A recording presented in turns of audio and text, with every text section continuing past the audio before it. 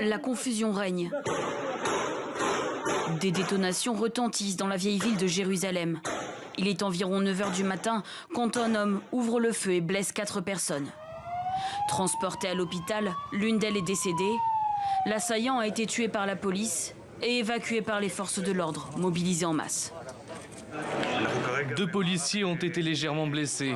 Nous sommes actuellement déployés dans tous les alentours, y compris le mont du Temple, la vieille ville et d'autres endroits.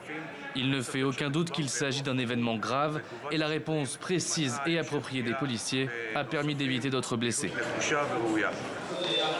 L'assaillant, identifié comme un membre du Hamas, se serait déguisé en juif orthodoxe pour dissimuler son arme, selon le ministre israélien de la Sécurité publique. Il y a moins d'une heure, nous avons eu une situation très difficile ici.